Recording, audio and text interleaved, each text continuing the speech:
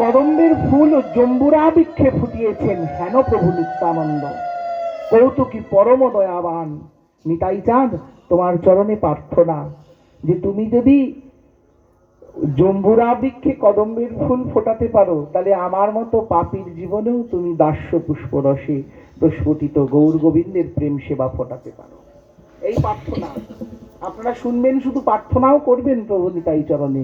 নিতাই, আমি অপরাধী, আমার যদি অপরাধ গুনতে বসে অপরাধের বিচার পাবে না, শেষ পাবে না। আমার অপরাধ তো আমি জানি। আয়নার সামনে দাঁড়ানো যেমন নিজেকে লুকানো যায় না, আপনার মনের সাক্ষী আপনার মন, তার সাক্ষী দিতে পারে অন্য কোনো জন। তুমি তো অখিল অন্তর্যামী প্রভু।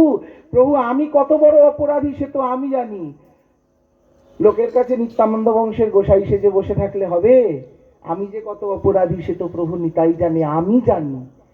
তাই প্রভু তোমার চরণে প্রার্থনা, আমি যেমনই হই আমি তোমার, এইটুকুনি আমার বড় পাওয়া। আমি অন্য কারো নয়। ফোনটা একটু অফ রাখুন। আমি অন্য কাহারও নই, আমি কেবল তোমার। প্রভু, তুমি আমাকে এই জায়গায় তো অস্বীকার করতে পারবে না।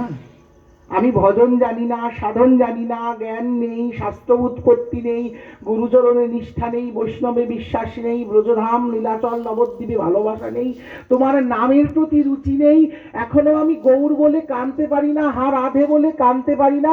কান্না তো দূরের কথা, সবাই যখন নয়ন জলে ভাসে আমি কেবল শুকনো কাঠ হয়ে দাঁড়িয়ে থাকি। এত এত অবগুণ আছে প্রভু নিতাই আমার। তারপরেও বড় ভরসা প্রভু, আমি তোমা বই আর অন্য কারো নয়। এই জায়গাটায় বড় ভরসা। আমি আমিষ খাই, আমি একাদশী করি না, অনেক অবগুণ আমার মধ্যে আছে, থাকতেই পারি। প্রভু, আমি যেমনই হই তুমি আমাকে তোমার মতো করে গড়ে নাও, তোমার মতো করে গড়ে নাও। তুমি যেমন গৌরকে বলেছিলে চণ্ডাল তোমার নাম বলে নাচুক, ব্রাহ্মণ বঞ্চিত হয়েছে এই যুগে, চণ্ডাল তোমার নাম বলে নেচেছে। তা নিতাই, আমি চণ্ডালের থেকেও কোটি গুণ পাতকী। আমি যেন তোমার নাম বলে প্রাণ ভরে একবার নাচতে পারি, গাইতে পারি, ভক্ত সঙ্গে থাকতে পারি, নয়ন জলে ভাসতে পারি। নিত্যানন্দ প্রভু সেই মালা পরলেন। কদম্বের মালার গন্ধে সকল বৈষ্ণব বিহুবল হইল দেখি মহায় অনুভব। সবাই নিতাই চাঁদের ওই মালা পরা দেখে বিহুবল হয়ে গেছেন। হঠাৎ নিতাই চাঁদ সংকীর্তন শুরু করলেন। শ্রীকৃষ্ণ চৈতন্য নিরবধি সংকীর্তন। প্রভু নিতাই চাঁদ নাচছেন। মা, ওমা, আপনারা কি একটা কথা জানেন? পাঠ বিশ্রামের দিকে এগোচ্ছে, এইবার পাঠ বিশ্রাম দেব, এই লীলাটি বলে পাঠ বিশ্রাম দেব। নিতাই চাঁদ মালা পরেছেন, অলৌকিক লীলা করলেন, জম্বুরা গাছে কদম ফুল ফোটালেন, সবকিছু হলো। কিন্তু আপনারা কি এটা জানেন প্রভু নিতাই চাঁদ আজকে নৃত্য করছেন? চৈতন্য ভাগবতকার বলছেন মহাপ্রভুর চারি জায়গায় নিত্য আবির্ভাব। জানেন আপনারা? মহাপ্রভু যেখানেই থাক প্রভু আসবেন। শচীর রন্ধনে, শ্রীবাস অঙ্গনে, রাঘব ভবনে, নিতাই নর্তনে। যেখানে প্রভু নিতাই চাঁদ এবং নিতাই চাঁদের গণ নর্তন করবেন, এবং ওই নাচতে নাচতে যদি একবার প্রেম দৃষ্টিতে কারুর দিকে চায়, তাহলে ব্রহ্মার দুর্লভ প্রেম ভক্তি তার লাভ হয়ে যাবে। মহাপ্রভু আসতে বাধ্য। মহাপ্রভু আছেন কোথায়? পুরীতে। আর প্রভু নিতাই চাঁদ এই লীলা করছেন এই পানিহাটিতে, আপনাদের থেকে একটুখানি দূরে। তা হঠাৎ ওই কদম্ব ফুলের গন্ধে এতক্ষণ সবাই বিভোর ছিল। হঠাৎ কদম্ব ফুলের গন্ধ পেতে পেতে হঠাৎ মনে হচ্ছে যে আর কদম ফুল নয়, এবার যেন দোনা পুষ্প মানে দমনক ফুলের গন্ধে চারিদিক ভরে গেছে। এই যে চৈত্র মাসে একটা তিথি আসছে, উপবাস, একটা কৃত্য আসছে, দমন কারপন উৎসব। দেখবেন ব্রত তালিকার মধ্যে লেখা থাকে পুরীতে দোনা ফুলের গাছ হয়, দমনক ফুল। তার মধ্যে কৃষ্ণ রামকৃষ্ণকে নিয়ে গিয়ে জগন্নাথ বলো দেখি কিসের গন্ধ পাচ্ছ? বলে প্রভু দোনা ফুলের গন্ধ পাচ্ছি। এই দোনা ফুলের গন্ধ এলো কোথা থেকে? বলে দেখো, আমরা যেই মহাপ্রভুর নামে সংকীর্তন করেছি, একদিন মহাপ্রভুর নাম সংকীর্তন শ্রীকৃষ্ণ চৈতন্য নাম করব বলে মহাপ্রভুর গম্ভীরায় আমরা যখন ছিলাম, মহাপ্রভু বলেছেন কৃষ্ণ নাম করো, আমার নাম করছো কেন? মহাপ্রভু গম্ভীর স্বরে নিষেধ করেছিলেন। শ্রীবাস পণ্ডিত এরকম করছেন সূর্যের দিকে তাকিয়ে। মহাপ্রভু বলছেন পণ্ডিত করো কি?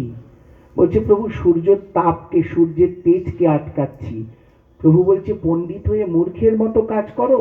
সূর্য সপ্রকাশ, সূর্যকে হাত দিয়ে আটকানো যায়? শ্রীবাস বলছে, প্রভু তোমার প্রশ্নের উত্তর তুমি দিয়ে দিলে। সূর্য যেমন সপ্রকাশ, তোমার নামও সপ্রকাশ। তুমি যতই তোমার নামকে আটকে রাখো, তোমার নামকে তুমি বাঁধতে পারবে না। সর্বত্র তোমার নামের প্রকাশ হবে। তাই সেই সেবাই থেকে প্রভু নিত্যানন্দ এই নাম করছেন। আর ভক্তরা বলছেন, এই দোনা ফুলের গন্ধ কোথা থেকে পাচ্ছ জানো?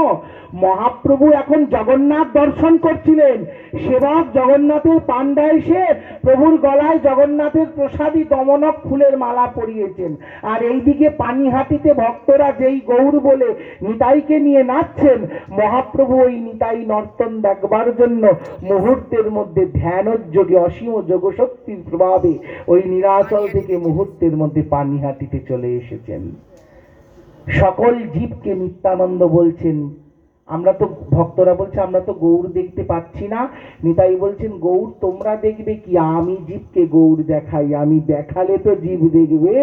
ওই দেখো বৃক্ষমূলে দমনক ফুলের মালা ধারণ করে শ্রীকৃষ্ণ চৈতন্য মহাপ্রভু ভাব বিহ্বল হয়ে দাঁড়িয়ে আছে। প্রতি ভক্ত নিত্যানন্দের কথায় যেই তাকালে নপ্রাকৃত নেত্রে, আগেই বললাম যে নেত্রে গৌর দেখা যায় তাই হলো নিতাই।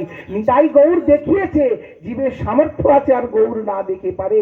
মহাপ্রভু নীলাচল থেকে লীলায় চলে এসেছেন পানিহাটিতে, আর সর্বভক্তগণ সেই শ্রীকৃষ্ণ চৈতন্যকে দমনক পুষ্পের মালা, নিতাই গলায় কদম্ব ফুল, গৌর গলায় দমনক ফুল, দুই ভাই হেম দণ্ড বাহু তুলে দাঁড়িয়ে আছেন। আর ভক্তগণ চারিদিকে শ্রীকৃষ্ণ চৈতন্য প্রভু নিত্যানন্দ, হরে কৃষ্ণ হরে রাম শ্রী রাধা গোবিন্দ এই সংকীর্তন করলেন। নিতাই গৌরাঙ্গ নামে মুহুর্মুহু জয় ঘোষ হলো।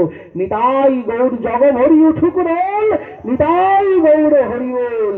সমস্ত জগতে নিতাই গৌরাঙ্গ সুন্দরের জয়ঘোষ ঘোষণা হলো। নিত্যানন্দের মহিমা বৃন্দাবন দাস ঠাকুর অপূর্ব লীলায় বর্ণনা করলেন। আমরা ঠিক নিত্যানন্দ জয়ন্তী, নিত্যানন্দ ত্রয়োদশী তিথির প্রাক্কালে এই লীলাটি আস্বাদনের ভিতর দিয়ে বাণী রূপে, ফুল তুলসী ঠাকুর ঘরে দেয়, সবাই দেয়, কিন্তু এই যে গ্রন্থের ভেতরে যে বাণী, এই গঙ্গা জলে গঙ্গা পূজা করবার মতো বাণী রূপে বাণী পুষ্পাঞ্জলি প্রভু নিতাই চাঁদের চরণে সমর্পণ করলাম। অনুষ্ঠান আজ থেকে মায়ের বাড়িতে শুরু হয়েছে। আগামীকাল কে পাঠ করবে? আগামীকাল প্রভুপাদ দিলীপ